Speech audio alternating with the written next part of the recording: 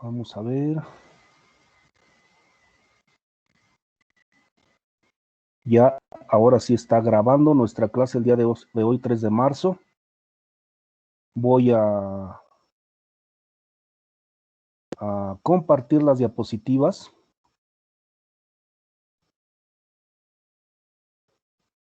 Y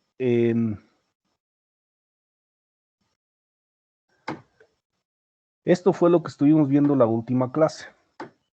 Les había mencionado que, pues, que ustedes trabajaran el resto de las diapositivas, pero hay muchas cosas que resultarían confusas si no se las explico.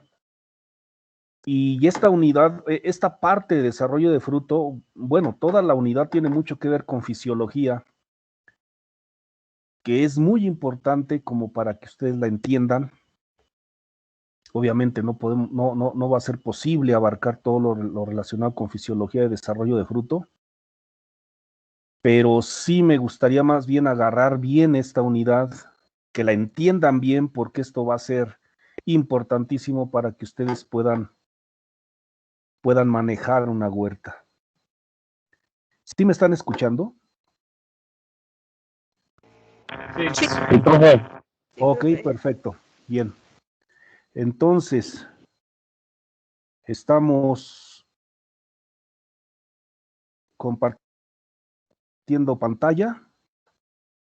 ¿Están viendo mis diapositivas? Sí, desarrollo del fruto. Ok, perfecto. Eso lo vimos la clase pasada. Mencionamos algunas características acerca de apomixis, que son frutos con semilla, pero sin que haya habido fecundación.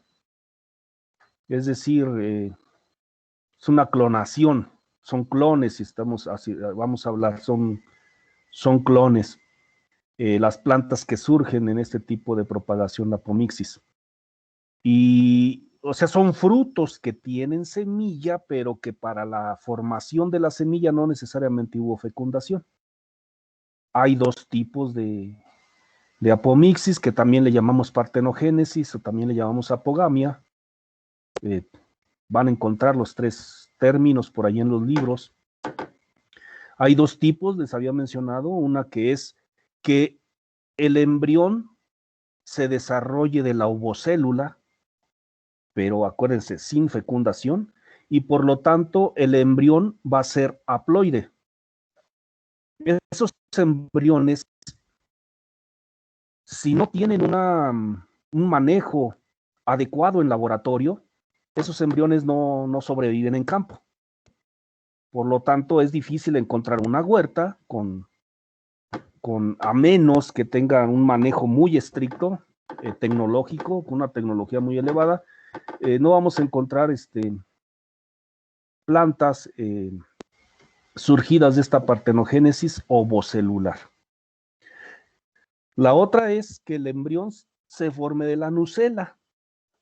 La nucela es el tejido que rodea al saco embrionario y la nucela ya es diploide.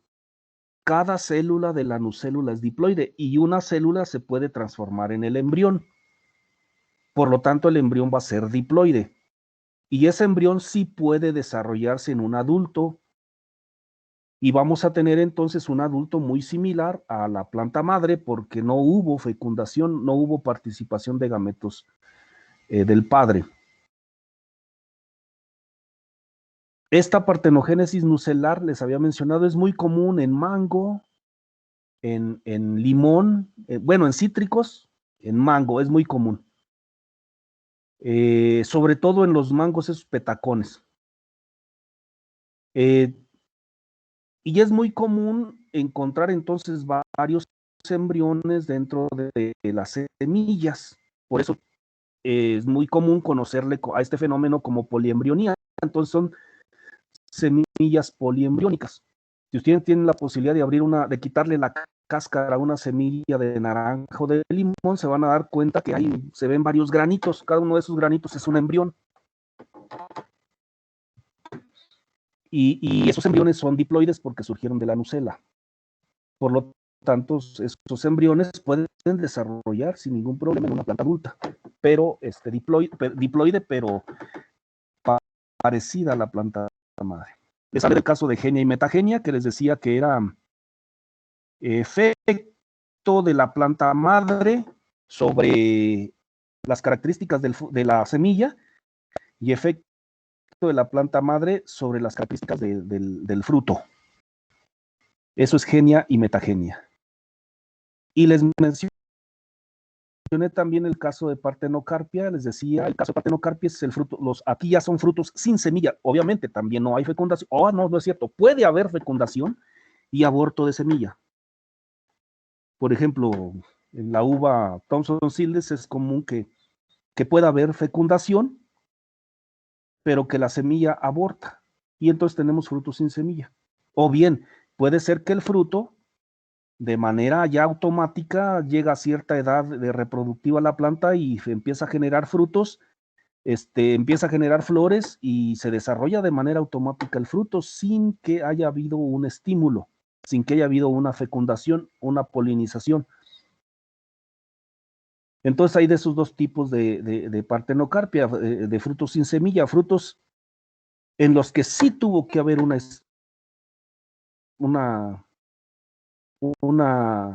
estímulo para que se desarrollara el ovario en fruto. Esto se le conoce como partenocarpia estimulativa. Les vuelvo a repetir, un ejemplo es la Thompson Seedless, que hay fecundación, pero se aborta la semilla durante el desarrollo del fruto y entonces tenemos el fruto sin semilla. Pero tuvo que haber polinización y fecundación. Y en el caso de la partenocarpia vegetativa, donde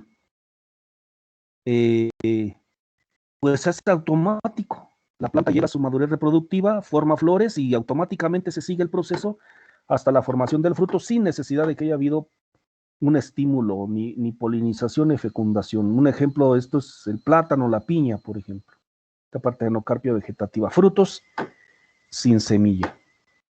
Y existe también, no lo pongo aquí, pero existe la partenocarpia inducida. Es decir, las especies de manera natural forman semillas, solamente que nosotros, pues, manipulamos la flor, manipulamos hormonas externas y hacemos que el fruto se desarrolle sin semilla. Un ejemplo es la tuna sin semilla. La tuna sin semilla fue un proyecto que desarrollaron en el colegio de posgraduados y lo llegaron a desarrollar el doctor Rodríguez Alcázar. Estuvo mucho tiempo trabajando con las hormonas adecuadas y la concentración, el balance adecuado de las hormonas. Les trabajó citocininas, auxinas y giberelinas y hizo varios trabajos para poder encontrar la dosis adecuada de cada una de las hormonas y el momento adecuado de aplicarlo para que el fruto se desarrollara sin semilla. Obviamente, se tiene que bloquear el proceso de polinización en estos procesos de partenocarpia inducida. Tengo entendido, aquí sí no estoy muy seguro, no sé mucho de hortalizas, pero tengo entendido que algunas especies de sandía, de melón, pueden tener partenocarpia inducida y tener entonces frutos sin semilla. Hasta donde sé, vuelvo a repetir, aquí sí acepto mi ignorancia, hasta donde sé, la partenocarpia de sandía y de melón es inducida, pero probablemente ustedes sepan más que yo de esto. Pero eso es partenocarpia, es frutos sin semilla. ¿Alguna duda hasta aquí o algún comentario? ¿Alguien sabe qué tipo de partenocarpia es en sandía sin semilla? ¿Qué, es estimulada, es inducida? Sí, es triploidía. ¿Es qué? Perdón. Es triploidía. Es una triploidía. Ah, bueno, entonces si es una triploidía estamos hablando no necesariamente de que sea inducida, sino que generaron el material de esa manera, no se consigue, pero no es necesario cortar anteras o eliminar el proceso de polinización y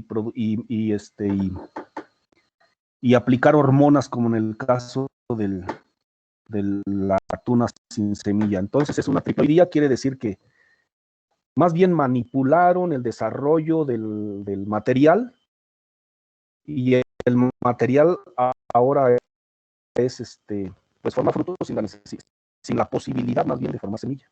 Ok, gracias. Profe, Bien, ¿sí? yo tengo una duda. Sí, escucho. En el caso de la Sí, partenogénesis ovocelular, que es haploide, o en la nucelar, que es 2N, pero son características de la madre que nos menciona. ajá. ¿Estas semillas qué propósito tienen o en qué nos beneficia tener ese tipo de semillas? Bien. Miren, generalmente en fruticultura se evita la propagación por semillas. Casi siempre tratamos de tener un patrón que sea resistente al suelo y una púa, o sea, la parte aérea que nos dé las características de fruto y rendimiento que queremos. Entonces casi siempre se evita trabajar con semilla, pero hay ocasiones en el mejoramiento genético, por ejemplo, nos interesaría trabajar con semilla, ¿sí? Para ver las características de la planta que obtuvimos, ¿sí? Y si no queremos que participe en esas generaciones, que participe características genéticas extrañas, entonces utilizamos la partenogénesis nucelar. Es decir, utilizamos clones. De otra manera, de manera comercial, puede ser que esa planta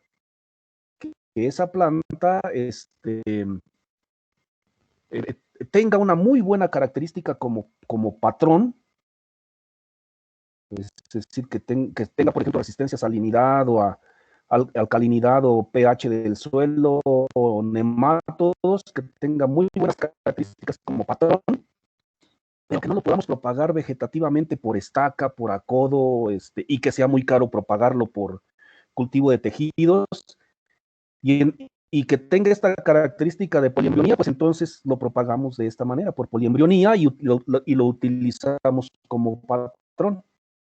Esas son solamente unas cuantas ventajas de la poliembrionía en una huerta. Vuelvo a repetir, generalmente en una huerta no trabajamos así, se trabaja más bien con patrones y con púas.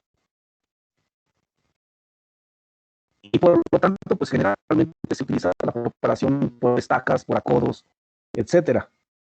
Pero hay especies en las que es difícil enraizarlos y que nos interesa la raíz, que nos interesa ese material como patrón. Es una forma de obtenerlo, pues, es a través de la poliembrionía. Pero no es muy común, ¿eh? No es muy común utilizarlas, propagar por semillas poliembriónicas para una huerta. No es común. Lo que sí es que si lo hace, va a tener todas las características de la madre. No sé si le respondí. Sí, profe, gracias. Ok, bien. Y en cuanto a genia y metagenia, les había mencionado algunas características. Ya no voy a dejar esto a un lado, simplemente les decía, evaluando material, pero tengan mucho cuidado con que lo que están evaluando no sea una interferencia de la planta madre y que estén hablando de genia y metagenia y no necesariamente del resultado de la cruza que hicieron ustedes, ¿no? O que alguien hizo y que ustedes están evaluando. Voy a dejar esto de metagenia, me voy a ir más rápido y vamos a empezar a hablar del desarrollo del fruto. Creo que esto no lo alcanzamos a ver las clases pasadas. Primero que nada, tenemos que saber que después de la polinización hay bien definidos, al menos, o mejor dicho, cuando mucho, 3 etapas de caída de yema o de flor. O sea, es común que se caigan las yemas y es común que se caigan las flores. Y no debemos espantarnos, es un proceso natural. Es un proceso de raleo natural que hacen las plantas en sus órganos reproductivos. Una época es cuando se está dando la diferenciación floral al momento de salir del letargo, se caen las yemas. O sea, es muy, por ejemplo, en durazno, en almendro se caen muy, en durazno, en ciruelo japonés se caen muchas yemas. Sobre todo en ciruelo japonés, se caen muchas yemas y no debemos espantarnos. Y eso es porque la planta, pues, hace un raleo natural.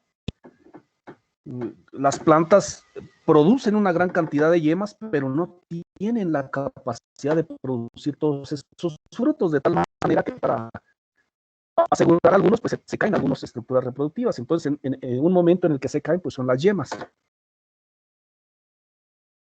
Otro es cuando están abriendo las flores, en la antesis. Ya no son yemas, obviamente, ya son flores, se caen.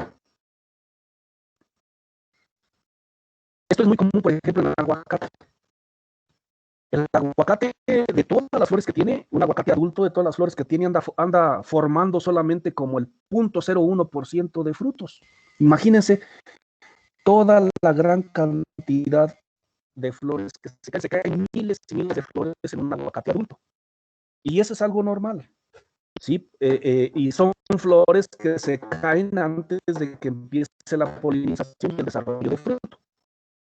Pero si aún así se quedaron muchos frutos pegados a la planta, después hay un raleo cuando se está desarrollando el fruto, y cuando el fruto está en tamaño de canica, así le llamamos, por ejemplo, en durazno, cuando el fruto está en tamaño de canica, el aguacate, pues más o menos también está en una bolita un poquito mayor al tamaño de canica, se caen.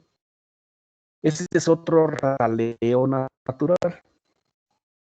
Entonces son aspectos que se presentan y que no debemos espantarnos. Hay especies especies que tienen muchas flores, que forman muchas flores. Es muy común que tiren estos órganos reproductivos, ya sea yema, ya sea flor abierta o ya sea fruto. En durazno, por ejemplo, es muy común que se caigan frutos. En durazno, en ciruelo, es muy común que se caigan frutos. En manzano no tanto, fíjense. Sí, pero ahí sí, esto ya es característica de la especie. Y una vez que ya quedan los frutos que se van a formar, entonces ya hablamos de lo que es el cuajado de fruto. ¿Sí? El cuajado de fruto, entonces estamos hablando después de estas 1, 2 o 3 caídas de órganos reproductivos de manera natural en las plantas. Hay especies que no tiran, por ejemplo, fresa no va a tirar la flor. Ahí sí, preocúpense si ustedes ven que las flores están cayendo en fresa. ¿Por qué en fresa no? Por ejemplo, miren, o alguien me puede decir por qué en fresa no se caen las flores y en aguacate sí. ¿Por qué creen? Porque son menos. Porque son menos, en el caso de fresa son menos, y es un periodo largo de floración, es decir, sale una flor, se convierte en fruto y está saliendo otra y se convierte. Entonces la competencia entre flores no es tanta como en el caso de aguacate, que se viene la floración, ¡pum!, de repente. Aguacate, mango, la floración se viene de repente. Entonces ahí sí hay una gran competencia y se tienen que caer flores. ¿Sí? Entonces, una vez de que se da esta caída de flor, yema, fruto, en algunas especies, vuelvo a repetir, en otras no. Una vez que se da esta caída de fruto, entonces empezamos a hablar del cuajado de fruto y del desarrollo de fruto. Y el desarrollo de fruto tiene, ustedes probablemente se los habrán mencionado, tiene 3 etapas importantísimas que debemos de cuidar. La primera etapa es una etapa de división celular intensa. El fruto, el tamaño de fruto se lo debemos al número de células y al tamaño de la célula. Entonces, el tamaño de fruto depende del número de células, del tamaño de las células, y también voy a poner el número de semillas. En algunos otros no el número de semillas, pero lo que sí es seguro es el número de células y el tamaño de la célula. Y entonces estas 3 etapas tienen que ver con esos dos aspectos que les menciono, número de células y tamaño. Es una etapa de división celular, es decir, se tienen que originar las células que van a ser características del fruto. Entonces, esta etapa de división celular es muy intensa, es inmediatamente después de la polinización, de la fecundación, se empieza la división celular. Se caracteriza por un desarrollo de la canica, o sea, el ovario en forma de canica pequeña, un desarrollo que no llega a ser tan intenso. Pero si vemos a nivel bioquímico, las células tienen una gran cantidad de ADN, y de ARN. ¿Por qué? Porque acuérdense que la división celular tiene que ver con duplicación de material genético. Y para aquella duplicación de material genético, pues tiene que haber enzimas, tiene que haber proteínas, tiene que haber ARN. Entonces, este momento de la división celular es un momento de un metabolismo muy intenso, por lo tanto se incrementa la concentración de ADN y de ARN. Una vez que ya se formaron las células, empieza el otro proceso, el alargamiento de la célula. O sea, ahora la célula que se dividió, ahora tiene que alargarse, y para esto es muy importante el agua. El alargamiento celular tiene que ver con agua. Y una vez que se dé el alargamiento celular, entonces después viene la maduración del fruto.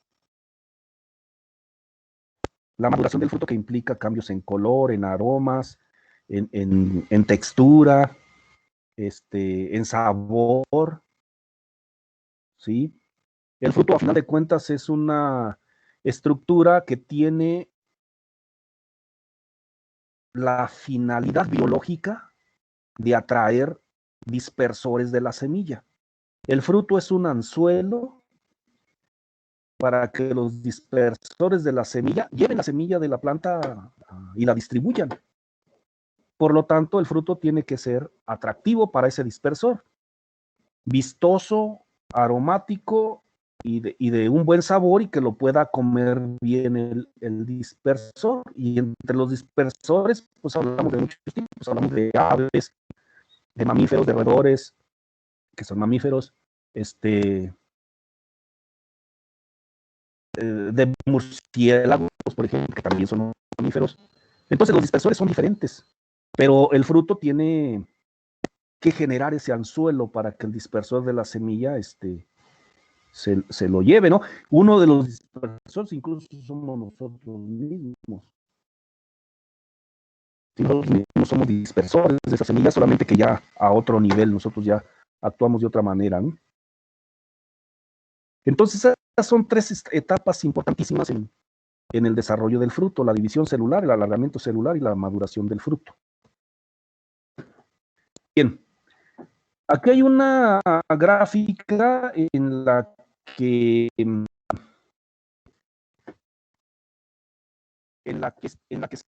se compara el tamaño del fruto. Esta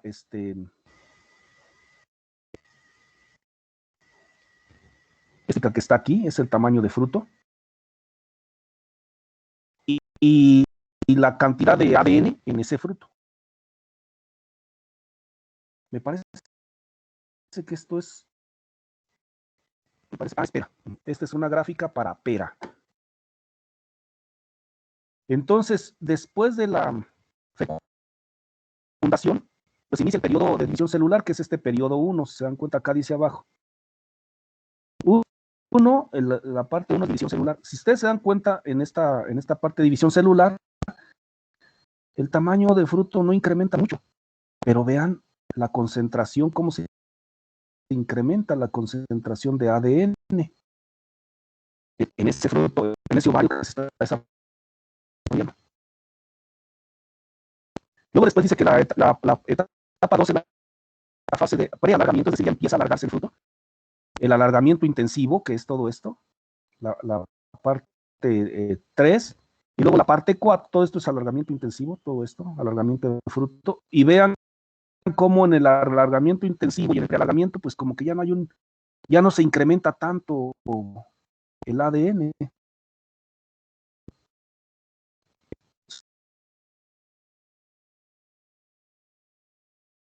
Transmisión celular. Ahora tiene la etapa de evolución, que es la etapa 4. ¿Sí? Entonces aquí está etapa 1, que es división celular, alargamiento intensivo del fruto y inundación. Y vean los que ¿sí? Incluso si se dan cuenta, hay hasta un retroceso en el tamaño de fruto. ¿Sí? Esto retroceso es típico cuando graficamos crecimientos relativos, es decir, qué tanto crece en comparación de lo que creció en la etapa pasada. Entonces, esto no quiere decir que el fruto se haga chico, lo que quiere decir es que esta parte aquí donde la gráfica cae, no quiere decir que el fruto se haga chico, lo que quiere decir es que crece menos que lo que creció en la etapa anterior. ¿Sí? Entonces, esto es una comparación con el tamaño de fruto y por la cantidad de ADN. Y acá están unas características que se mencionan en las primeras etapas. La división celular, dice, pueden ser varios días, 2 a 4 semanas en frutos de hueso, durazno, ciruela japonesa, chabacano, dice 8 semanas en manzana, pera y kiwi, es decir, 2 meses, la división celular, fíjense. En frutillas hasta que se caen los pétalos, una vez que se caen los pétalos ya podemos hablar de que ya terminó la división celular, pero fíjense, en fresa se han encontrado células en división en el receptáculo, no en el fruto, en el receptáculo. Aquí dice frutos, pero se refiere al fruto comercial, pues no al fruto botánico.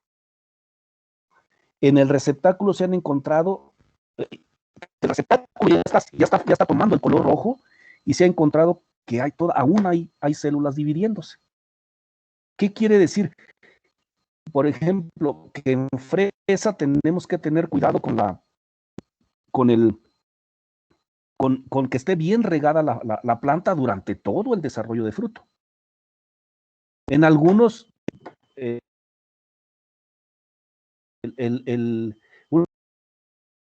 una vez que termina la división celular y una vez que termina el alargamiento celular, pues ya como que pasó la etapa crítica de agua y de nitrógeno. El nitrógeno es importantísimo para la división celular. El nitrógeno es muy importante para la división celular porque el nitrógeno es parte de los aminoácidos. Los aminoácidos son parte de las proteínas. Las proteínas son enzimas.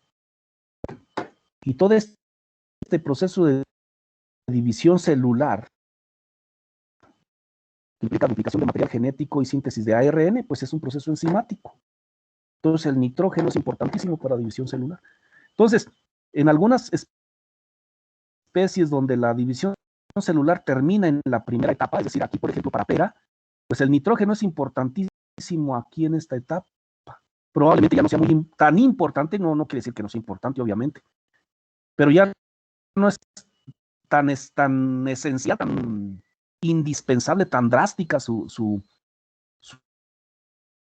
escasez en las siguientes etapas del desarrollo del fruto. En cambio, en fresa, tal parece que como todavía se sigue desarrollando el fruto, cuando todavía se sigue dividiendo las células, cuando el fruto ya está casi maduro, pues quiere decir que todavía van a necesitar nitrógeno. Dice aquí, la duración del periodo de división celular puede extenderse cuando ustedes radian inflorescencias o frutos. Es decir, esto que está aquí, estos periodos que les mencioné son los periodos naturales, normales.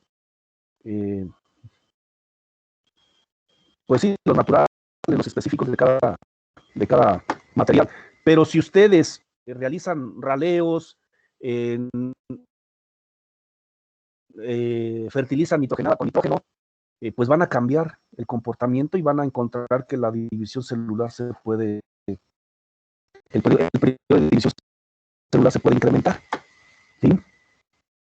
Ya después de la división celular se observa el alargamiento celular, que es lo que ya va a ser importante para el tamaño de fruto. Bien. Aquí están algunas gráficas de crecimiento del... Son figuras para diferentes especies. Veamos, en el eje Y está el diámetro de fruto y en el eje X está el tiempo.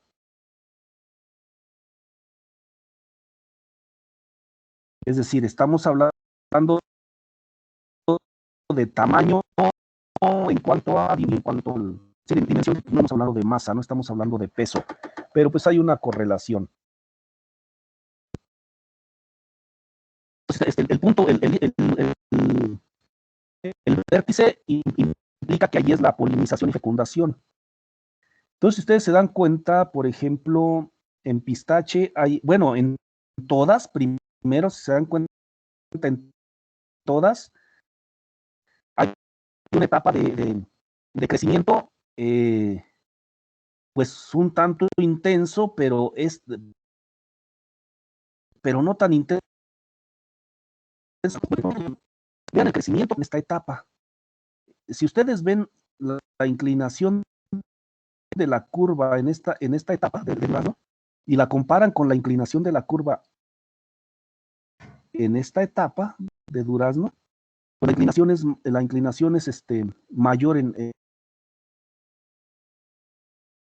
la etapa de fin. Quiere decir que allí el crecimiento es más intenso, porque es la etapa de alargamiento celular. Y acá es menos intenso porque es la etapa de división celular, es decir, crece el fruto, pero no tan intensamente. El tamaño de la célula.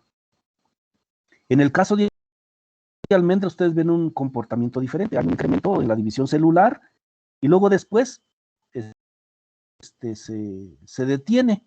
Almendra, acuérdense que lo importante de almendra es la semilla y no necesariamente el fruto, por eso es que se detiene y al igual que pistache. Lo importante en estas dos especies, almendra y pistache, pues es la semilla y no el fruto, por lo tanto, pues empieza la división celular, formación de semilla y el pericarpio, que es el fruto que nos comemos en durazno. En el caso de almendra y de pistache, pues no crece, pero en durazno sí. Cuando vemos acá, estas especies, estas aquí tienen un crecimiento diferente al que estamos viendo acá, aunque nogal de Castilla tiene un crecimiento similar al de almendras, ¿se dan cuenta? La explicación es la misma, lo importante es la semilla y no el fruto de nogal de Castilla. Pero si se dan cuenta,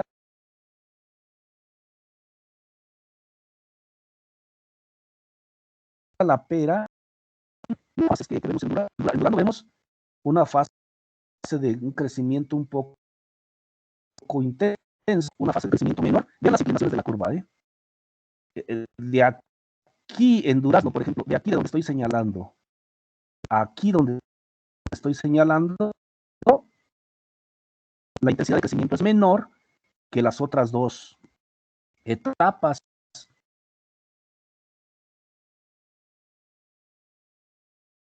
¿Sí? No necesariamente se ve esa diferencia, es una línea continua, ¿se dan cuenta? En pera asiática un poquito está esta meseta que se forma en el centro de la curva de crecimiento que en durazno se ve muy clara. Pero en fresas, se dan cuenta, pues tampoco tenemos esa meseta, es una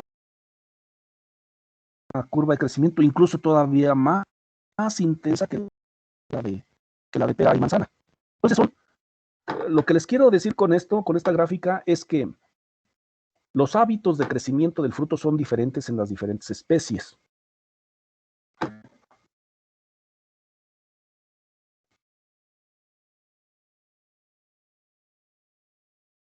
Y que podemos encontrar capulín, frambuesa y zarzamora. Le llamamos una doble sigmoide. Sí, es una curva en la que tenemos tres etapas bien definidas. Una etapa de división celular con un crecimiento un poco menos intenso. Una etapa de crecimiento de la semilla. Aquí no hay división celular, hay crecimiento de la semilla. Desarrollo de la semilla, entonces no hay crecimiento en diámetro. Y luego después viene una etapa de alargamiento celular en donde sí hay un crecimiento intenso en diámetro. Estas curvas que tienen estas tres etapas bien definidas se les conoce como curvas doble sigmoide. En manzana se encuentran esas etapas. En fresa tampoco ven ustedes esa etapa. Arándano tiene también una curva doble sigmoide. Y entonces todo depende de la especie. Ah, y por cierto, a ver, déjenme ver.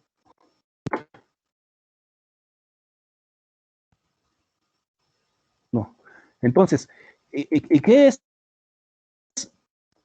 lo importante en la primera? Cuando hablamos de una curva doble sigmoide, tenemos que tener bien claro que las tres etapas de la curva doble sigmoide tienen diferentes requerimientos ambientales y nutrimentales. La primera etapa, como es de división celular, pues sí requiere humedad, pero lo más importante para la primera etapa es nitrógeno. La segunda etapa, como no hay crecimiento y no hay división celular, pues la humedad, incluso en algunas especies, la humedad les llega a ser negativa, llega a tener un efecto negativo porque como se está desarrollando la semilla, si hay mucha humedad, la semilla se desarrolla mucho y se puede llegar a formar que el hueso se reviente y entonces encontramos frutos con hueso reventado. Si tenemos exceso de humedad en esta etapa de desarrollo, pues el hueso se puede reventar. Donde sí es muy importante la humedad, es en la tercera etapa del alargamiento celular. Allí es importantísimo que no tengamos problemas con el riego, ¿sí? En cambio, en otras especies, como por ejemplo, bueno, aquí en el caso de almendra, de pistache y de nogal de Castilla, pues sería muy importante la humedad en la primera etapa, pero ya después es importantísimo retirar el riego o al menos disminuirlo. En el caso de pera, de fresa, pues tal parece que la humedad es continua, la necesidad de humedad es continua. Entonces, tenemos que tener un riego que se vaya incrementando, obviamente, pero de manera paulatina, de manera continua. ¿Alguna duda ahí?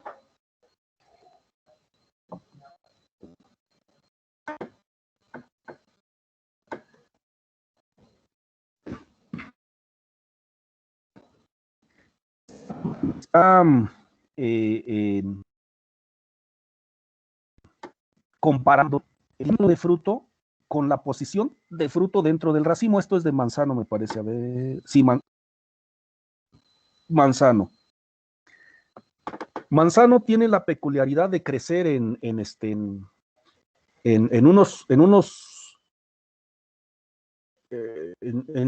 un brote que se le conoce como, algunos le llaman espolón.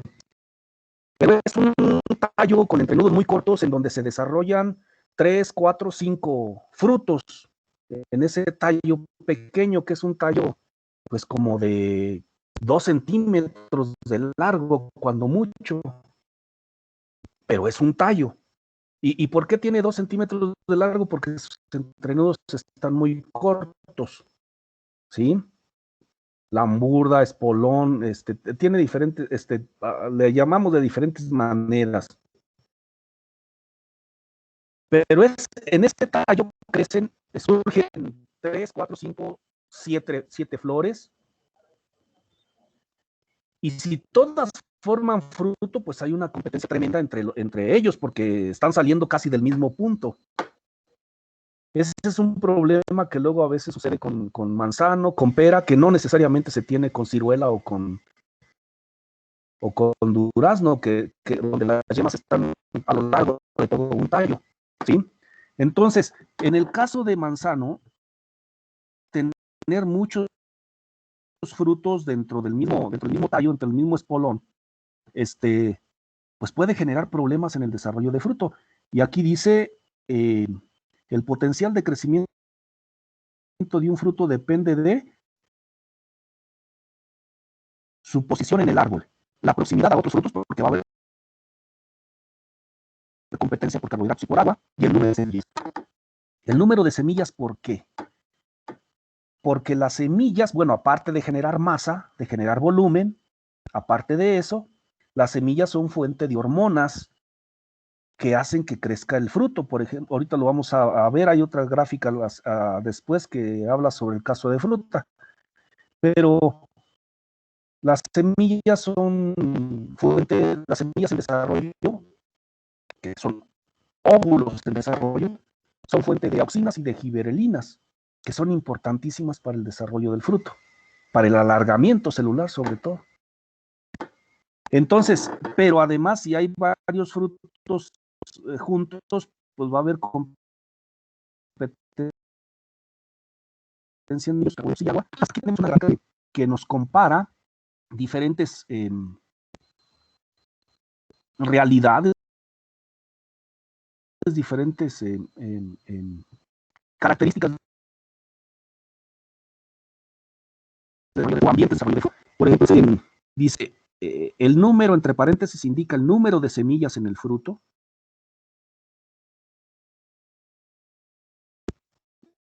¿Sí? Por ejemplo, aquí este es un fruto de 7 semillas, un fruto de 10 semillas, un fruto de 1 semilla y un fruto de 9 semillas. Y luego dice, A es uno de dos. O sea, es un espolón con 2 frutos y midieron uno de ellos. Es esta gráfica, fíjense. Un espolón con 2 frutos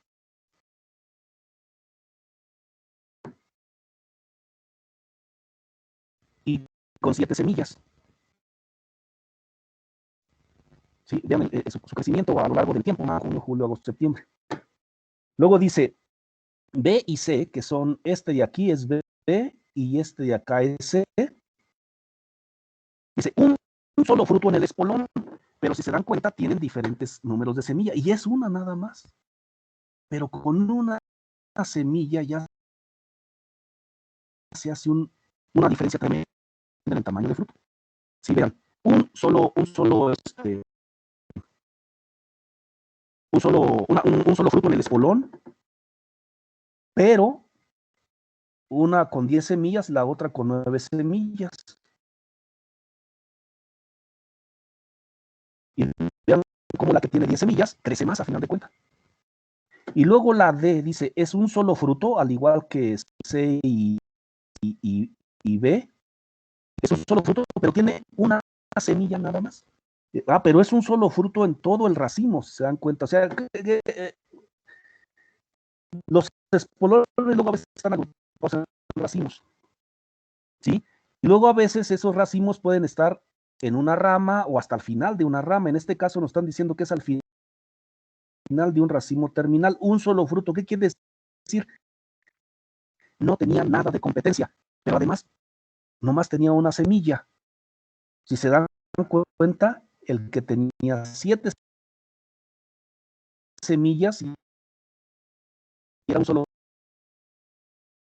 fruto en un espolón, más tuvo competencia con otro. Esta curva es de 2 frutos contiguos, pero con 7 semillas, y este es un fruto solito. Este D, un fruto solito, por así decirlo, pero con una sola semilla. Entonces, en resumen, la posición del fruto tiene que ver porque va a haber competencia entre ellos por agua y por carbohidratos. Principalmente agua, que es lo que nos genera el tamaño de fruto. Y las semillas también son importantes porque son fuente de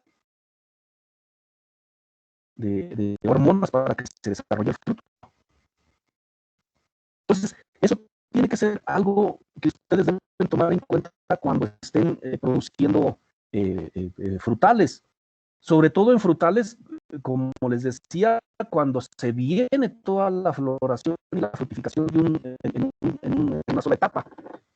A diferencia de fresa, donde vuelvo a repetir, pues la floración es a lo largo de todo un periodo y la competencia entre frutos no necesariamente es muy fuerte.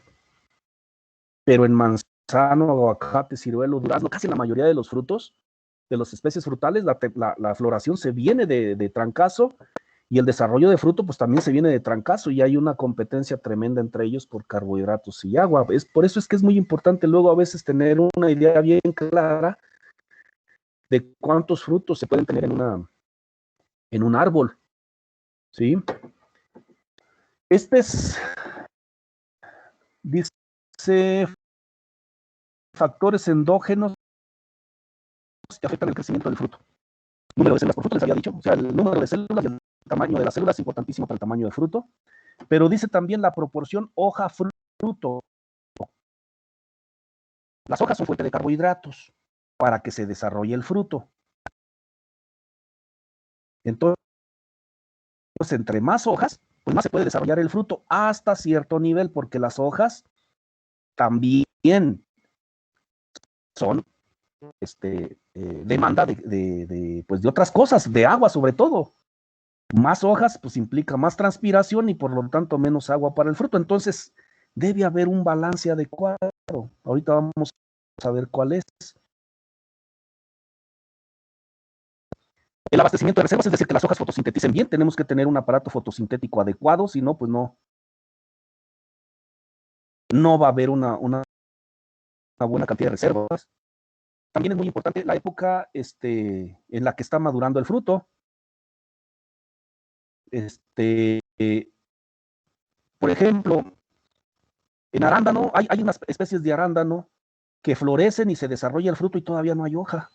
O al menos todavía no hay un área foliar bien desarrollada. Y entonces, pues esos frutos no tienen suficientes carbohidratos. Eso también puede llegar a suceder en algunas variedades de durazno, de ciruela japonesa. O sea, surge la flor, todavía no hay hoja. Se empieza a desarrollar el fruto y todavía no hay hoja, y luego después empieza a desarrollarse la hoja junto con el fruto. Entonces, ese tipo de condiciones pues va a generar competencia entre la hoja y entre el fruto, competencia por las reservas que van a estar en la rama y en la raíz y en el tallo, reservas de carbohidratos. Una vez que las hojas ya son fotosintéticas y pueden proveer a los frutos, pues no hay problema. Por eso es que aquellas especies y variedades que florecen y forman hojas al mismo tiempo, pues son las que van a tener frutos mejor desarrollados, porque una vez que se está desarrollando el fruto, pues la hoja ya es fotosintética y es una buena fuente de carbohidratos para el fruto. Pero en aquellas especies o variedades en donde se florece y no hay hojas, y las hojas empiezan a surgir después ya cuando está empezando el desarrollo del fruto, pues los frutos realmente o tiene que tener menos número de frutos la planta o los frutos son de menor tamaño.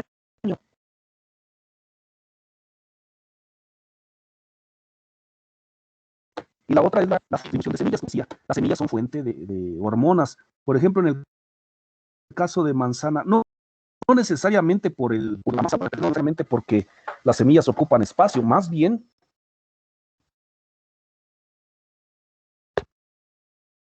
por la fuente de hormonas. Por ejemplo, aquí está un caso en el que manzanas sin semilla por un lado, vean cómo no se desarrolla ese lado. O sea, ¿qué quiere decir? No hubo hormonas en esta parte de las semillas, y eso es un efecto muy local, si se dan cuenta. O sea, las hormonas, si aquí no se forman las hormonas, pues esta parte no se desarrolla. Este es un corte longitudinal y este es un corte transversal. Esquema, obviamente. Y en el caso de fresas, si ustedes se dan cuenta, la relación entre el tamaño de fruto y el número de diamantes, en un ángulo de 45. Es decir, a mayor número de aquenios, mayor tamaño de fruto. Incluso en fresa hay investigaciones en las que si ustedes le quitan los aquenios por una, así como aquí en la manzana, si ustedes le quitan los aquenios a la fresa por un lado, no se desarrolla por ese lado. Si las abejas no polinizaron bien y por un lado no se desarrollan los aquenios, por ese lado no se va a desarrollar el receptáculo. Y eso nos explica algunos efectos, por ejemplo, de cara de gato en fresa. Por ejemplo, las deficiencias de boro tienen mucho que ver con el desarrollo del tubo polínico. Si hay deficiencias de boro en fresa, el tubo polínico no se desarrolla y por lo tanto los óvulos de ese pistilo no se van a fecundar y ahí no se va a desarrollar aquenio. Y entonces esa parte del fruto no se desarrolla. Y como las otras partes sí se desarrollan, pues entonces se deforma el fruto.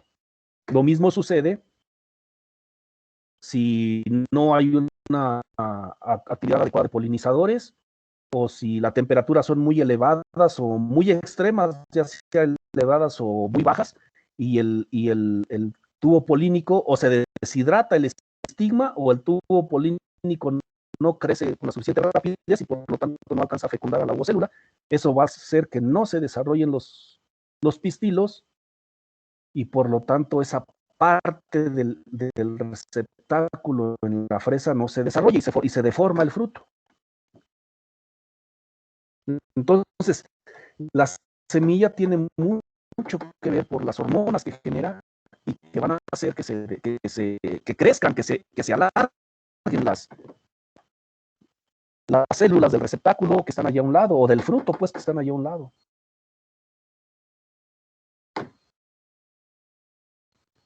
No sé si se entendió esto. ¿Alguna duda? Y esto es en relación con los carbohidratos. O sea, lo principal para el desarrollo del fruto es el agua.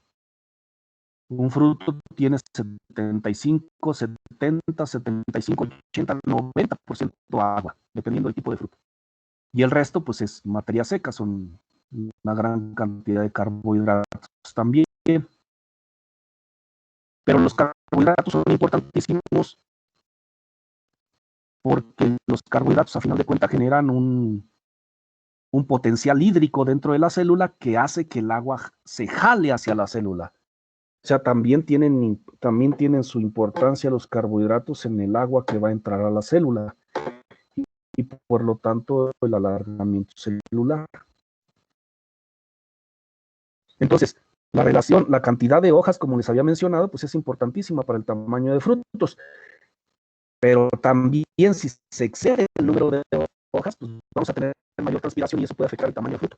Entonces, por ejemplo, aquí hay un cuadro en el que se analizan diferentes relaciones de hoja a fruto. Es diferentes, es de manzana y una de durazno. Vean ustedes, por ejemplo, 10 hojas por fruto, 20 hojas por fruto, 30 hojas por fruto, 40 hojas por fruto, 30 hojas por fruto. Y vean ustedes cómo el volumen de fruto cosechado pues se va incrementando hasta cierto punto. ¿Sí? Hasta 30, por ejemplo, en manzano Golden Delicious, hasta 30 hojas por fruto y ya después ya no tiene caso tener más hojas. Incluso las hojas van a sombrear a los frutos y no van a dejar que se coloreen bien los frutos. Luego, en manzano Jonathan, 10, 15, 25, 40, tiene un crecimiento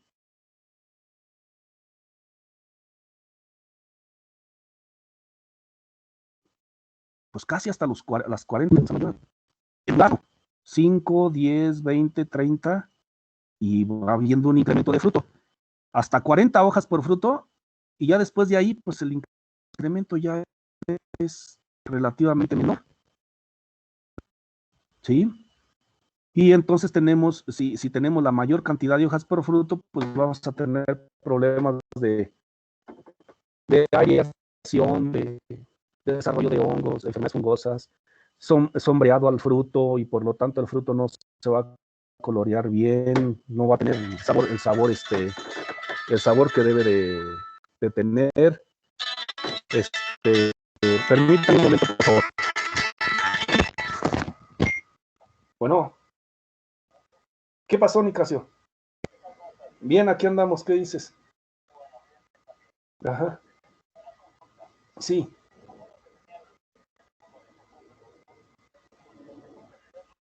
El de Memo, sí. Sí. Te lo mando ahorita mismo el mensaje. Órale. Órale, pues. Ándale, hasta luego, Nicasio. Cuídate. Igualmente, hasta luego.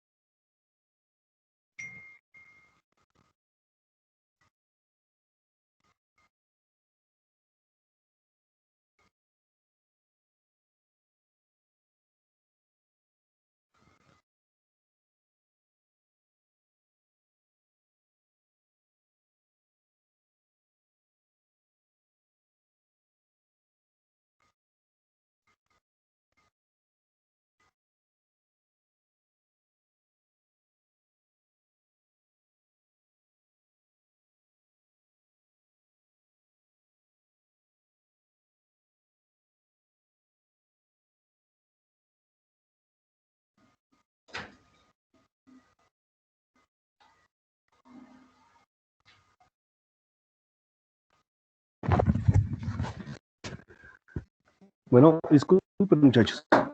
Entonces, ¿qué quiere decir esto? Miren, esto no quiere decir que ustedes van a estar contando el número de hojas por el número de frutos, obviamente no.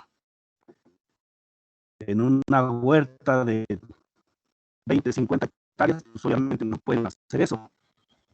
Pero esto más bien lo que quiere decir es la importancia de la poda, del balance del área foliar con el número de frutos. Una, la importancia de la poda y la otra, la importancia del raleo, es decir, que no estén tan cargados de frutos los árboles y que no estén tan cargados de hojas, obviamente, pero que tampoco estén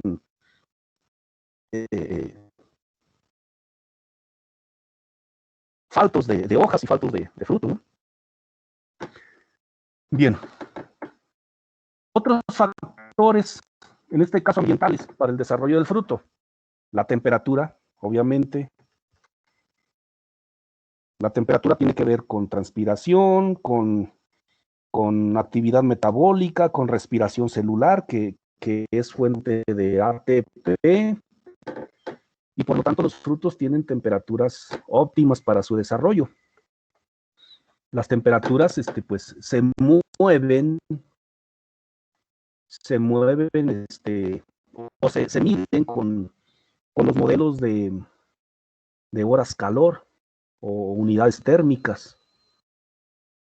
Y entonces hay, así como podemos medir las horas frío para saber la salida del letargo, también podemos determinar las horas calor que necesita un fruto para que se desarrolle hasta su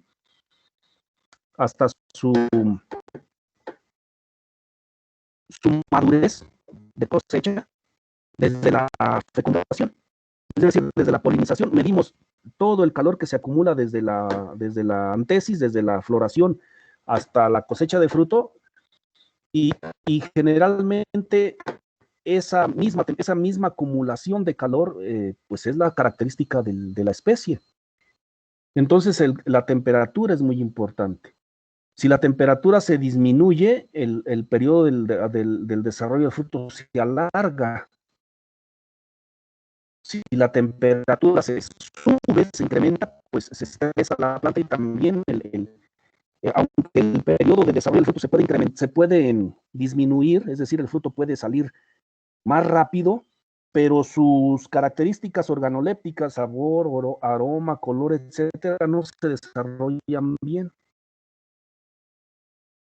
Y porque el proceso enzimático no estuvo adecuado, y entonces hay un desbalance ahí en el desarrollo adecuado de la planta. Entonces la temperatura es importantísima, y las especies tienen sus horas de calor bien definidas para que su fruto se desarrolle.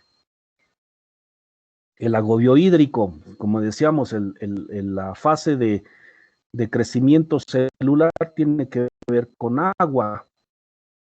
Es muy importante. Los vientos no solamente son importantes porque incrementan o reducen la transpiración, que tiene que ver con agua, sino que también los vientos pueden llegar a afectar el crecimiento del fruto, porque pueden disminuir la actividad de polinizadores, por ejemplo. Porque pueden ocasionar daño. Los vientos luego a veces llevan partículas de arenas, cosas así, que pueden golpear los frutos y pueden afectar el crecimiento del fruto. La luz, por ejemplo, aquí en este caso tenemos un problema de escaldado de frambuesa.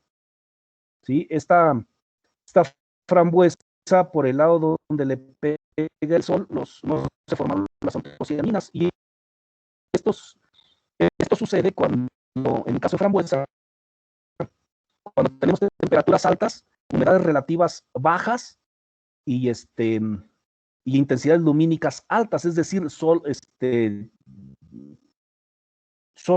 muy fuertes, pegando muy fuerte, y la parte de la humedad relativa es baja y la temperatura es alta. Entonces se genera este escaldado. Esto que está acá es un desgranado de fruto. Este desgrane de fruto puede suceder porque no hubo polinizadores adecuados, pero también puede suceder porque no hubo una continuidad, una uniformidad en el suministro de agua a la planta. Es decir, el riego tuvo problema. Aquí en este caso, fíjense, lo que sucede es que estas fotos son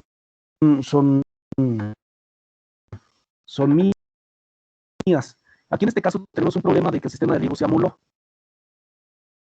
Y entonces hubo un tiempo en el que no pudimos regar bien las plantas, o no contamos con el sistema de riego para que el riego fuera continuo, y dependimos de regar con manguera por un tiempo, pero pues eso hacía que en la mañana estuviera húmedo y que por la tarde estuviera menos húmedo. ¿Qué es lo que sucede ahí? Que se hidrata el fruto, la drupiola, y luego después se contrae, y luego se vuelve a hidratar, y eso ¿qué es lo que hace? Que las drupiolas no se peguen bien, y por lo tanto, aunque después maduren, pues no van a estar bien pegadas y se van a desgranar. Entonces, Esas son características, factores ambientales que tenemos que tomar en cuenta en el desarrollo del fruto. La más importante y común para todos los frutos es la temperatura. ¿Sí? Las temperaturas están bien definidas para el desarrollo del fruto. Las unidades calor para el desarrollo del fruto están bien definidas. Y todavía no estamos muy acostumbrados a hablar de unidades calor en el desarrollo del fruto, pero esto es lo que nos determina el desarrollo. Generalmente toda la fenomenología de una planta lo determina las horas calor. La planta florece, evolutivamente se hizo para florecer en ciertos momentos del año y eso lo miden con el calor. Así como la salida del letargo se mide con la acumulación de frío, una vez que salen del letargo, las demás fases ya se van midiendo con el calor.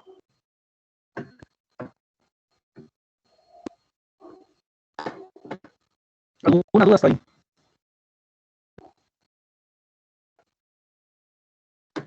Bien, y aquí están hormonas relacionadas con el desarrollo del fruto, como les mencionaba. Las giberelinas son importantísimas porque generan alargamiento celular. Nos ayudan en el desarrollo de frutos. Está bien sabido que las giberelinas ayudan al desarrollo del fruto partenocárpico, es decir, se desarrolla el fruto sin necesidad de que haya habido fecundación. ¿Sí? Sin necesidad de que se desarrolle la semilla más bien. Luego, las auxinas son muy importantes porque generan también alargamiento celular y mantienen el crecimiento. Las citocininas también mantienen el crecimiento del fruto porque las citocininas generan división celular. Entonces, citocininas dividiendo células y auxinas y giberelinas alargándolas, estas tres hormonas pues, son importantísimas para que se dé el desarrollo del fruto. Después, cuando ya el fruto es maduro, pues va a ser importantísimo el etileno. Pero ahorita para el desarrollo del fruto en las etapas iniciales, pues estas tres son importantísimas.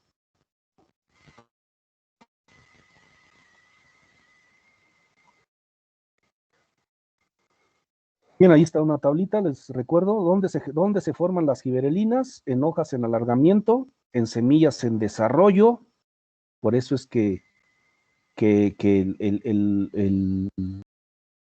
las semillas son importantísimas para el desarrollo del fruto y en frutos en crecimiento. Ahí vamos a encontrar giberelinas. ¿Dónde se sintetizan auxinas? En yemas apicales, en camión vascular y en hojas y frutos en desarrollo. ¿Dónde se sintetizan citocininas? En tejidos con crecimiento rápido, como tallo y raíz.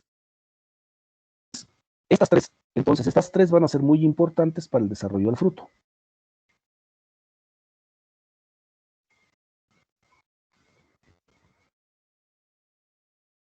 Aquí está un experimento donde nos comparan. Dice la importancia del desarrollo del aquenio para el receptáculo del fruto de fresa. Este fue un experimento en el que le quitan los aquenios al receptáculo y ven el crecimiento del receptáculo, se detiene. Aquellas a las que no le aplicaron, comparan la presencia o no del aquenio con presencia o no de ácido nataleno acético, que es una auxina, ustedes recordarán. Entonces, fíjense, si no le aplican auxinas y no le quitan los aquenios, pues el fruto se desarrolla como una... Si le quitan aquenios, o sea, le quitan estos aquenios y no le aplican auxinas, vean cómo el receptáculo pues ya no crece, ¿sí? Si le quitan aquenios y le ponen auxinas, vean cómo el crecimiento del receptáculo es casi igual que el testigo. ¿Qué quiere decir esto? Esto quiere decir que los aquenios en fresa, los aquenios, aparte de otras hormonas, los aquenios son fuente importantísima de auxinas. En este caso nos lo compararon con ácido naftaleno acético. ¿Sí? Entonces, Es por eso que las semillas son importantísimas para el desarrollo del fruto, porque son fuente de hormonas. Y por eso también los frutos sin semilla, pues generalmente son más pequeños. Me refiero a compararlos con la misma variedad y donde el fruto sí se desarrolla con semilla. Por ejemplo, eso lo vemos claro en la tuna sin semilla. Si dejáramos que el fruto se desarrollara de manera natural, pues tendríamos un fruto de cierto tamaño. Si evitamos la polinización y hacemos que se desarrolle el ovario con hormonas y sin semilla, el fruto es más pequeño. ¿Sí? Vuelvo a repetir, puede ser un poco de espacio que generan las semillas, pero lo más importante es que son fuente de hormonas.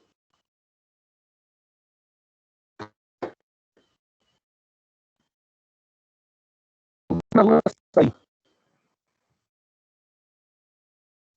Si no, vamos a empezar a ver algo que es importantísimo y casi por eso regresé a estas diapositivas que ya había pensado que ya íbamos a brincar a otro tema. Este tema de alternancia de la producción. Alternancia de la producción quiere decir que en un año la planta produce mucho y al siguiente año produce poco. Esos años se les conoce como año on y año off. El año on es donde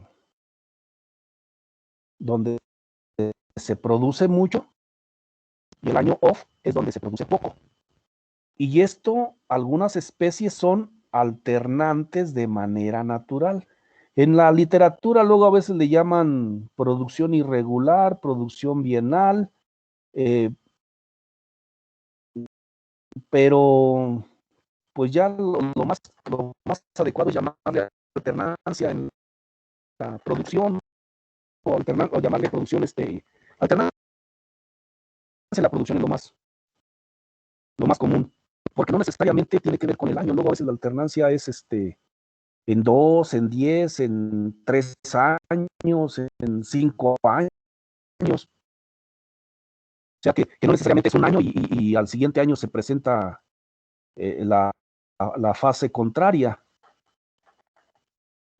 Puede ser al año y medio, puede ser a los 2 años, etcétera. Los cítricos, por ejemplo, es a los 2 años, año y medio, algo así. Pero hay especies que de manera natural, año con año, generan estos problemas. El nogal pecanero es un ejemplo, el olivo es otro ejemplo. Son especies que en un año producen mucho y que al otro año producen menos. Eso es un problema, nos genera problemas en el manejo de la huerta, obviamente, porque pues en un año vamos a necesitar mucha gente, por ejemplo, para cosechar y en el otro año vamos a necesitar menos. Pero además también es un problema en el precio, porque si esto es una tendencia regional, pues nos va a afectar los precios en el mercado, ¿no? Entonces, hay especies que de manera natural esto les sucede. Un año producen mucho y al siguiente producen poco. Nogal pecanero, vuelvo a repetir, olivo, son especies alternantes. Aguacate, por ejemplo, son especies alternantes. Mango.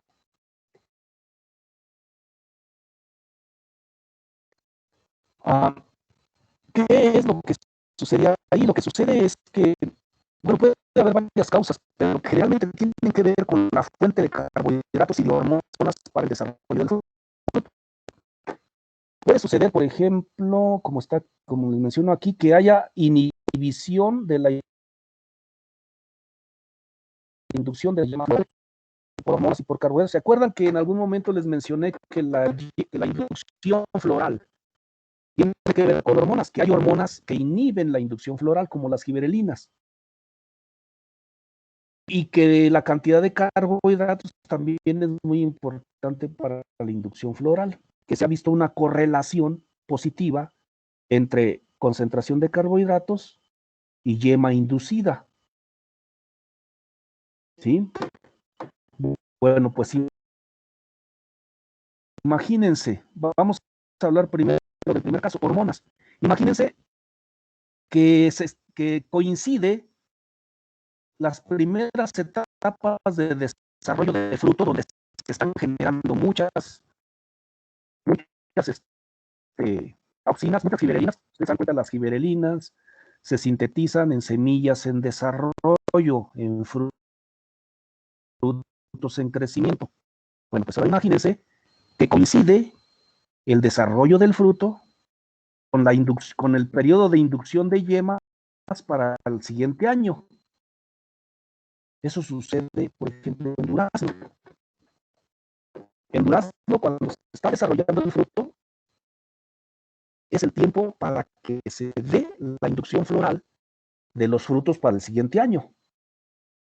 Acuérdense, la inducción floral en durazno, pensemos aquí, por ejemplo, en el Valle de México, anda más o menos como por estas fechas, como por marzo, finales de marzo, poco a abril.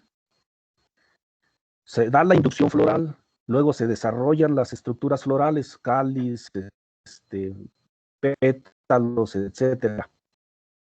Y luego después llega el letargo, se detiene el metabolismo, acumulan frío y luego después brota la flor después del invierno. El fruto se empieza a desarrollar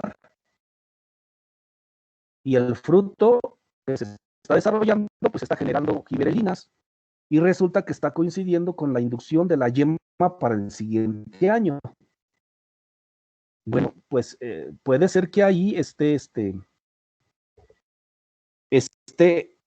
inhibiendo el desarrollo de la yema. Y si hay muchos frutos en este año, pues va a haber muchas yemas inhibidas y para el siguiente año, pues va a haber menos frutos.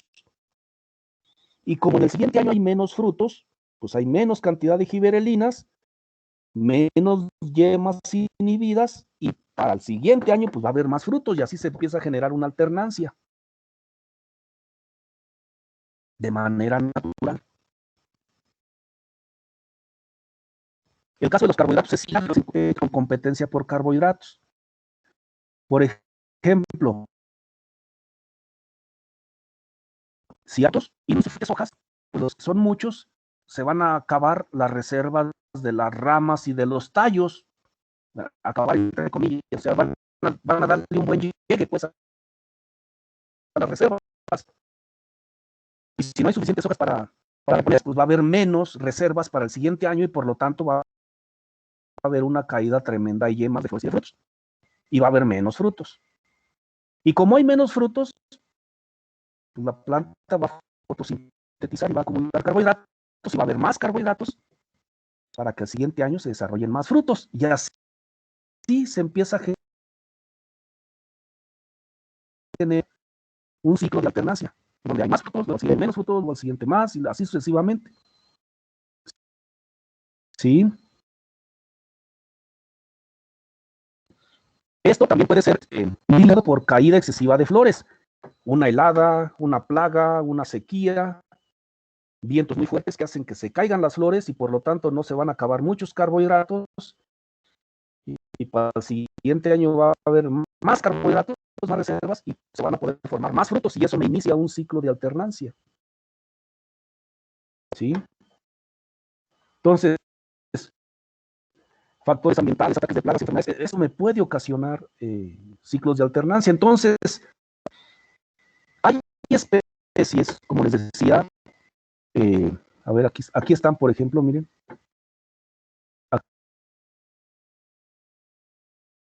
Aquí están algunas de las especies y que generan alternancia. Por ejemplo, el mango, el pistache, el arándano rojo, el cranberry, no el azul, no el blueberry, es el arándano rojo, el cranberry, que no es común aquí en México.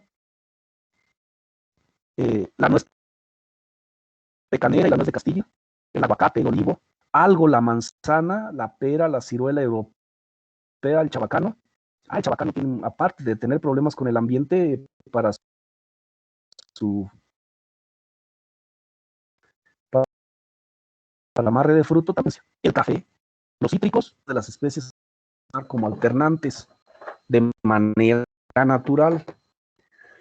Y aquí están algunas de las causas. Miren, por ejemplo, en manzana, la causa de que haya alternancia coincide con el crecimiento del embrión y por lo tanto hay síntesis de gibberelinas que van a inhibir a la diferenciación de la yema floral. En el caso de pistache, se caen las flores en el año off. O sea, hay muchas flores, es mucha la competencia por carbohidratos y se caen. Y por lo tanto hay menos frutos ese año y va a haber entonces más carbohidratos para el siguiente año.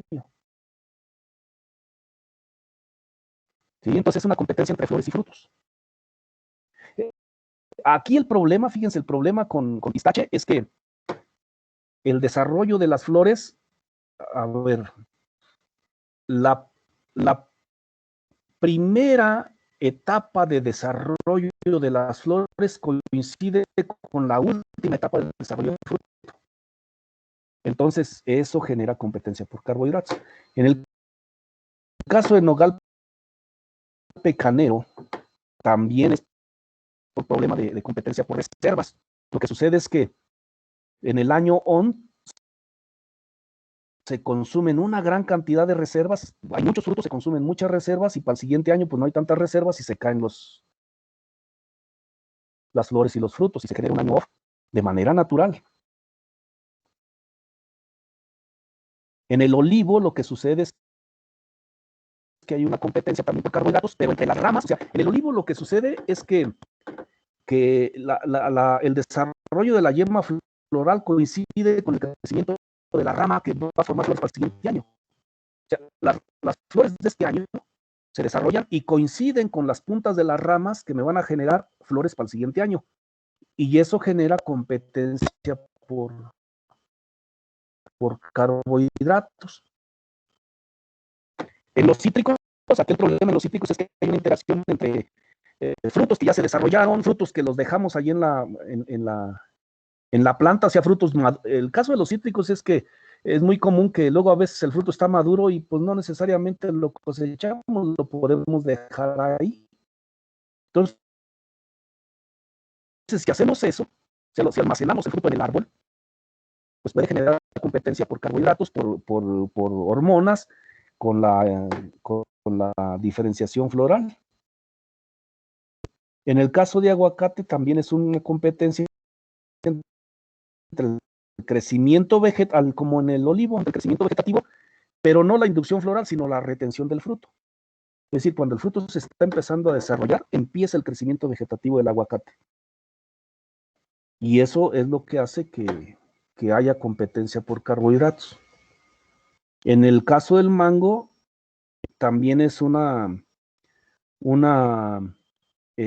coincidencia de la diferenciación de la yema floral con el crecimiento vegetativo y por lo tanto pues hay una competencia por carbohidratos.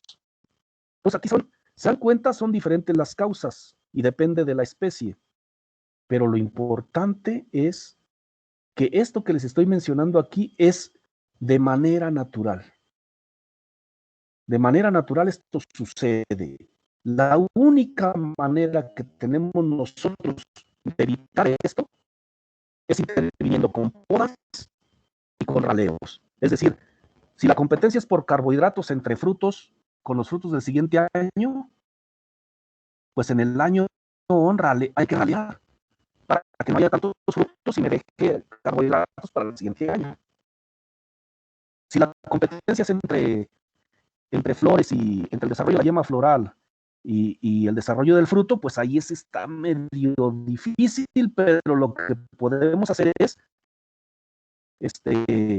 disminuir el número de frutos y con eso disminuimos la cantidad de gibberelinas que se están sintetizando y por lo tanto disminuimos la cantidad de yemas que se están inhibiendo. Entonces, sí es un proceso natural de las especies, pero podemos nosotros manipularlo. Miren, por ejemplo, hay especies que no son naturalmente alternantes. Durazno, por ejemplo. Durazno, aunque les mencioné que la yema de la inducción floral coincide con el desarrollo del fruto y puede haber inhibición de la inducción floral, pues la misma planta tira frutos y se ralea de manera natural, de forma que la inhibición de yemas no es tan intensa. Entonces, pues la alternancia no es común. En durazno generalmente tenemos un rendimiento de un año relativamente igual al rendimiento del siguiente año. ¿Sí? Pero, y así, hay especies que no tienen problema y no son alternantes. Pero, si llega a haber una situación climática que disminuya el rendimiento ese año, me pueden disparar un ciclo de alternancia en la producción. Y aquí tenemos, por ejemplo, hay un efecto climático, una inundación, una sequía, una helada, un ataque de plagas, y entonces disminuye el rendimiento de ese año, pues es un año off. ¿Cuál es el comportamiento de los dos diferentes materiales? Los materiales que son naturalmente alternantes y los que no son naturalmente alternantes. Eso va a disparar alternancia y se va a mantener, a menos que nosotros actuemos y digamos el número de frutos para que esto sea más reducido. Pero en las que no son alternantes, de manera natural, en los primeros años la alternancia, y después van a tender al equilibrio. Entonces, los factores climáticos pueden afectarme y pueden iniciarme periodos de alternancia de producción.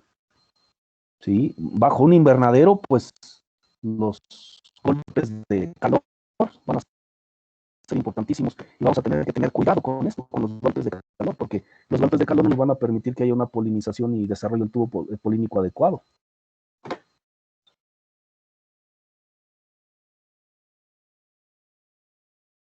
Y aquí están algunas de las formas de la alternancia de la producción, de cómo manipular la alternancia de la producción. Tiene mucho que ver con cuando van a ser muchos frutos, pues tratar de reducirlos para que el siguiente año, este año sea menos intenso, con la otra. ¿Y cómo le podemos hacer? Hay varias acciones. Inhibir la en el año off, ¿sí? Porque esos van a ser flores para el siguiente año. Y entonces, al disminuir la iniciación floral, pues vamos a tener menos frutos para que no sea tan intenso el año on. Promover iniciación floral y diferenciación floral en el año on, o sea, actuar al contrario, en contraciclo. ¿Cómo? Pues con retardantes del crecimiento, con anillado, etcétera.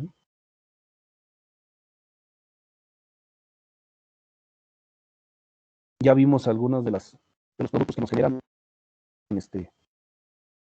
inducción de la diferenciación floral. O inhibir la diferenciación de la yema floral, raleo de flores, inhibición de la polinización. ¿Sí? Esto es cuando vamos a controlar las flores. Pero luego también podemos hacerlo controlando los frutos, y eso es generando raleos. Y los raleos, pues muy comúnmente en durazno, en manzano, pues se hacen con auxina, se aplican auxina, se aplica tefón, y eso ralea frutos. Se aplican en el tamaño de canica, y eso ralea frutos. Cosecha temprano para evitar competencia entre frutos y yemas que se van a desarrollar. Y las podas. Y de esa manera evitamos competencia entre carbohidratos que va a necesitar crecimiento de la madera con los carbohidratos que van a necesitar los frutos, ¿no? Entonces, sí hay maneras de incidir en la alternancia de la producción para que no sea tan intenso. Luego, a veces, por ejemplo, miren, en olivo, ahora que andamos con sus compañeros que salieron el año pasado, que andábamos ahí en Baja California, le van a hacer 2 años. En unas huertas de olivo lo que hacían era podaban de manera intensa un año y esos árboles no producían ese año y dejaban otra parte de las huertas, o sea, podaban así como por bloques, como por mosaico. Y había unos mosaicos que los dejaban producir ese año y al siguiente año los podaban. Y así entonces había unos mosaicos que estaban produciendo ese año y otros que no. Y de esa manera medio controlaban la alternancia de generación, la alternancia de producción con olivo. Entonces, es simplemente de entenderle a la causa de la alternancia y tratar de contrarrestarla. En naranja es muy común que se despunten. Obviamente, esto es en las huertas tecnificadas. Aquí en nuestras huertas, la generalidad en la producción mexicana, pues no hacemos esto, pero esto es en Florida, por ejemplo. O sea, se podan las puntas y con eso se elimina competencia entre flores, frutos y crecimiento vegetativo. Y con eso reducen las posibilidades de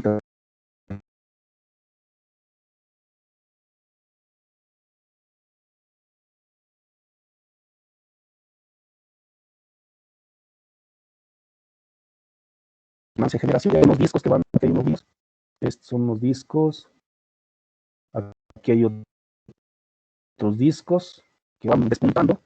Y si se quisiera despuntar por la parte de arriba, esto se dobla y también entonces despuntan en la parte de arriba. Entonces, pero eso vuelvo a repetir, es en donde manejo es más tecnificado en las huertas, ¿no? Ya casi para terminar, deben estar cansados. Esto que está aquí es un experimento en durazno, que tiene que ver con esto de la alternancia de producción. Vuelvo a repetir, aunque durazno no tiene problemas de alternancia, aún así pues, hay ciertos problemillas por ahí que no llegan a ser intensos, pero trataron este experimento. Ustedes se dan cuenta, ellos aplicaron giberelinas a 25, 50, 75, 100 y 150 partes por millón, o miligramos por litro. O bien nada, que fue el testigo. Los aplicaron en 4 meses de floración, o sea, 2 meses después de la floración, que es cuando se está dando la inducción floral en esa área, en ese lugar. Gibelinas, y ver lo que sucedió en el 2000. Donde no aplicaron gibelinas,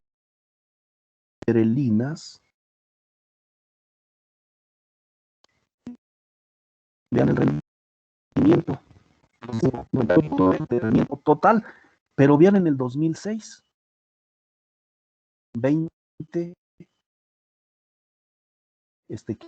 kilos por año. Obviamente aplicaron gibelinas. En el 2004 aplican giberelinas en la floración y vean, aquí el problema es, el experimento era más bien para tratar de reducir las necesidades de raleo.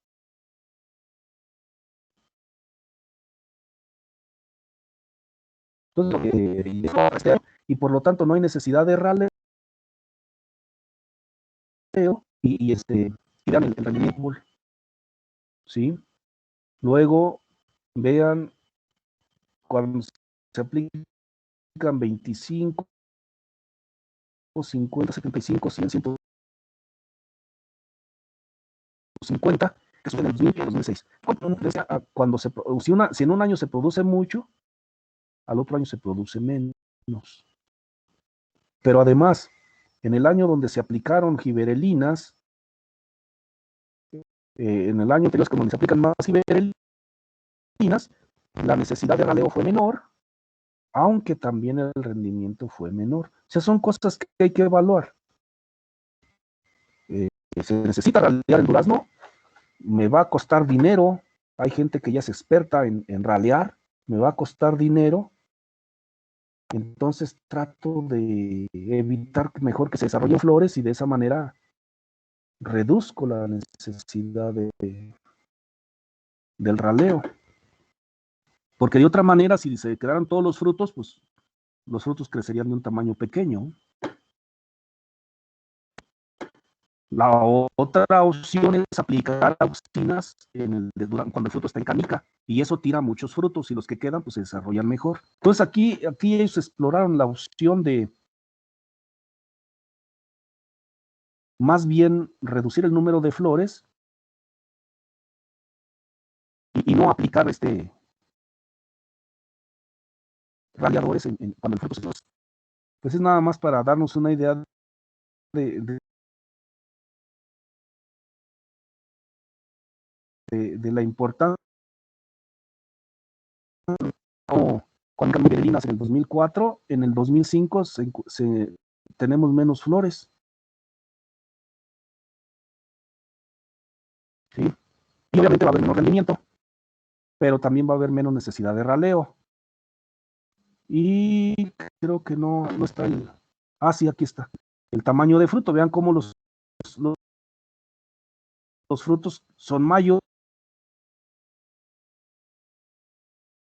Cuando pues si los frutos de mayores de 70 milímetros, mayores de 7 centímetros, pues son mayores de 50 a 150. Es decir, cuando hay menos flores y frutos, pues, cuestión de competencia de frutos por carbohidratos. Denle una checada a ese cuadro, es importante. Tiene que ver con raleo de fruto y con el efecto de las giberelinas inhibiendo las flores para que no haya necesidad de ralear tanto el fruto al siguiente año, tanto el árbol, perdón, al siguiente año. Ahí está, tal parece que son los mejores tratamientos, de acuerdo con los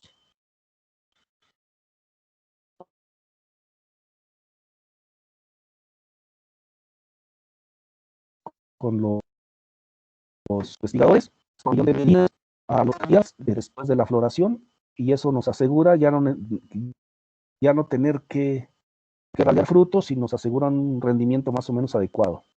Porque ustedes dirían, bueno, pues yo quiero el mayor rendimiento. Pues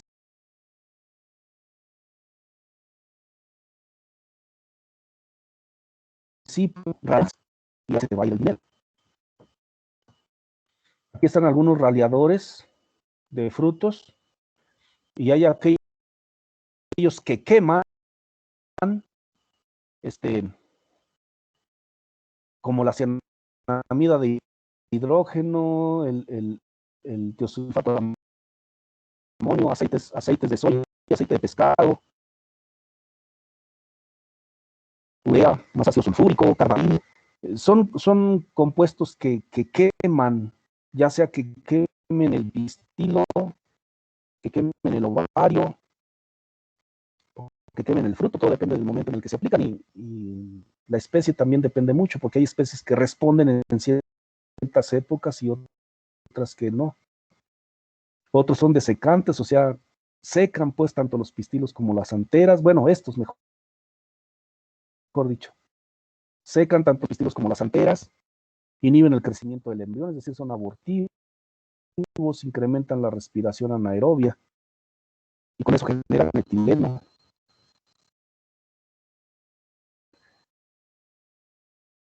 Algunos productos más, ácido fénico, etefón, ácido naftalenacético, o sea, auxinas, etileno, giberelinas, citocininas,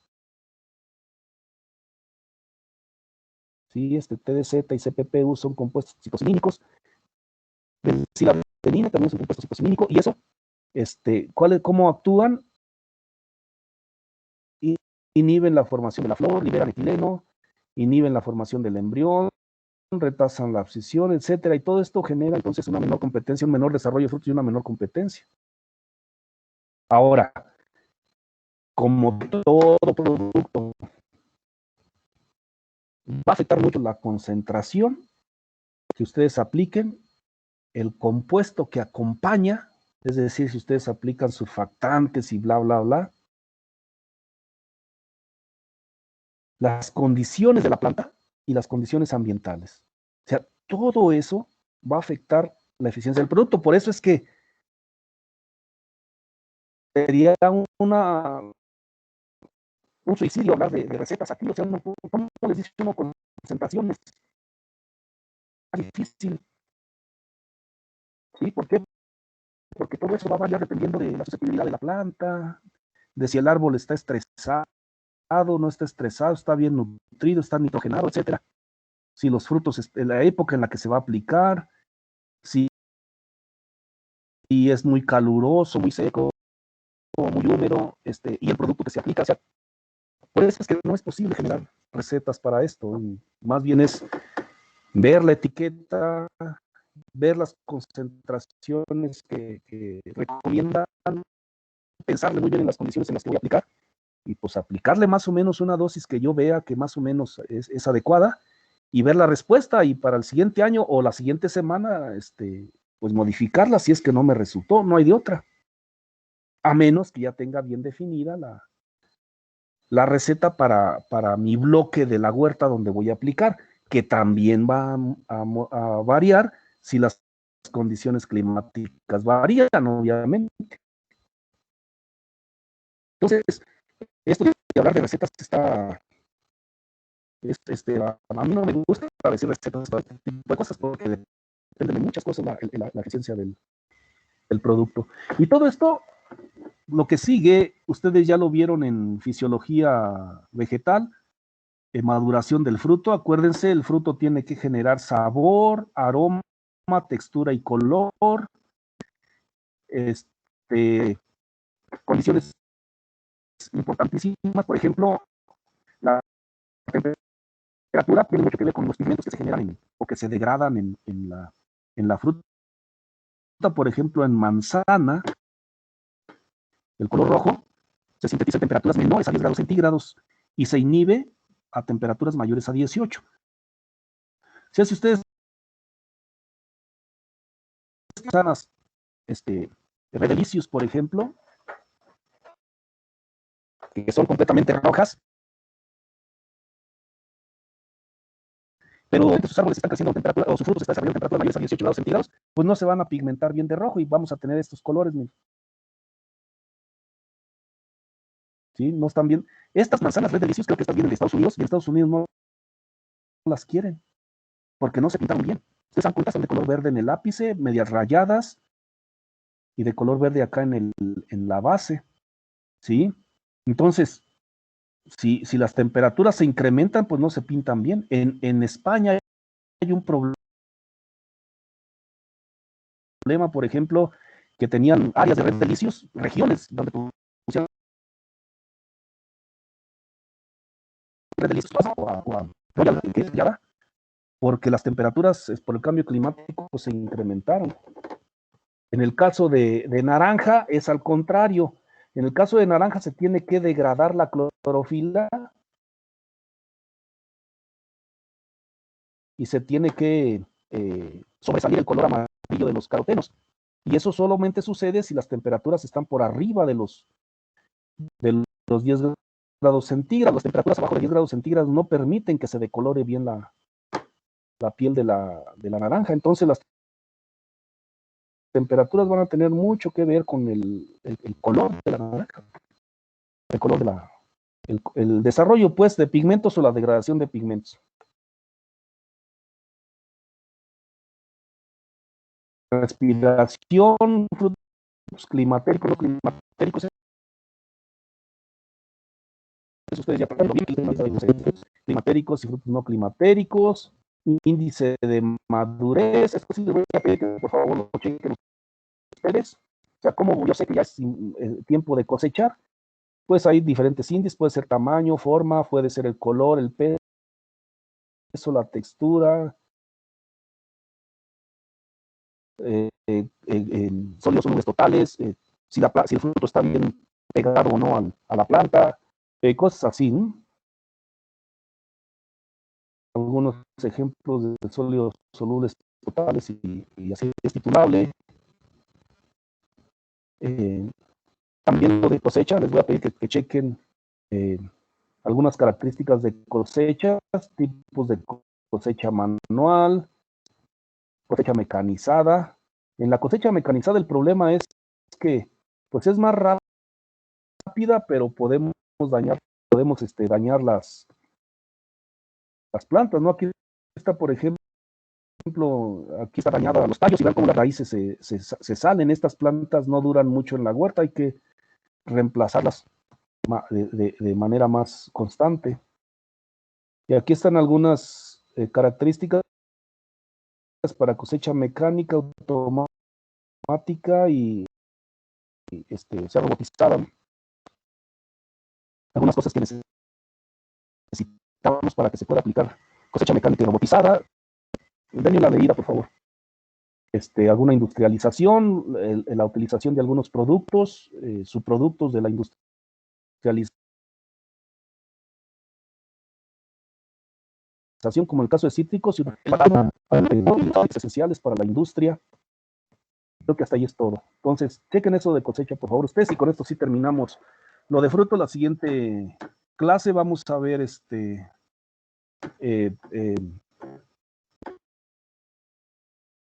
planeación de una huerta. ¿Alguna duda hasta ahí?